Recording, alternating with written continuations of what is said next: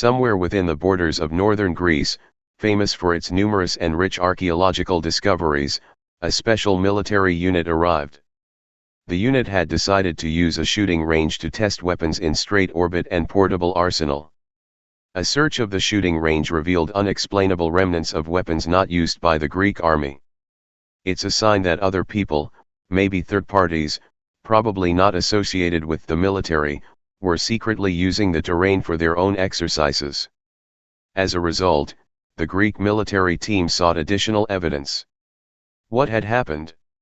On August 2, 1944, the partisan General Tito renamed a Yugoslav province Vardasca into the Federal People's Republic of Macedonia. The sudden donation of Macedonian roots to the fugitive slaves was not a naive gesture. Indeed, it was an unexplained movement, for people who had migrated into the 7th century AD with so much effort from Ukraine to the Balkans to be connected to Macedonia. But the explanation is simple. This problem of naming was just one of the grandiose aspirations of the Yugoslav leader. It was intended not only to create a false Macedonian state under his direction, of course, but also had Balkan plans. His intention was to create not only the Yugoslav Federation, but also a Balkan country that would also include Yugoslavia, Bulgaria, Greece, and Albania.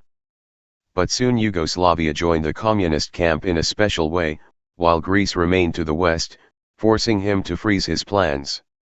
But the years have passed and we are reaching the time of the NATO bombing.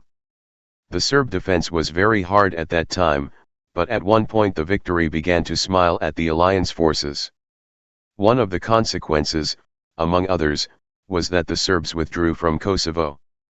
During these hours, some comrades in Belgrade, members of a small but powerful historical communist group met.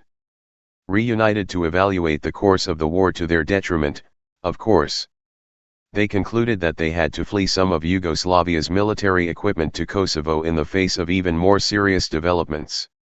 Many solutions were proposed to solve this issue, but they all had a problem in their execution. All of a sudden there was an unexpected suggestion that the equipment be taken to their former Yugoslav province of Vardasca. This was the former Yugoslav province which Tito had for his own expansive purposes under the name of Macedonia. But it was difficult for everyone in the meeting to accept it as a solution when all of a sudden someone added, "Listen, comrades. Our people in Skopje will do without objection what we ask them to do, which is to retain the arms we send them from Kosovo. They will not deny it." "I agree," someone else says. "Especially after Comrade Tito had done them so much good, with the name of Macedonia. I wish to say, it is their time to do something in our favor. I also recommend this solution." So it happened. This paramilitary and semi-governmental Yugoslav group called its partners in Skopje, the Macedonian Comrades. But because of the Tito heritage it is not strange to call the Slavs of Vardasca comrades and ask them to keep the Serbian military equipment of Kosovo. In the beginning, Skopje's own comrades reacted badly. They refused because they feared for their own country of Slavic Macedonia. The former Vardasca region is suddenly this way forced to change its seemingly fake course, that is misleading Westerners. This former Yugoslav district in the new post-war environment was unwilling to provoke anti-Western actions. They did not want to be seen by the West as collaborating with the communists. But the blood is not water, the communists never forget their comrades. They just wear the new mask and continue to cheat. And they were not wrong. After all, they believed that the Yugoslav people had made many of them with the proclamation of Tito of Socialist Macedonia. The reality is that the Serbs told them good stories and they were very successful. The Serbs were able to make the emigrated Slavs of Vardasca believe that they were descendants of the former Macedonians. However, in the current difficult period for the sponsors of Slavic Macedonia, they had to serve them. But things were complicated and Vardasca's comrades were desperate. They suddenly proposed a mild alternative.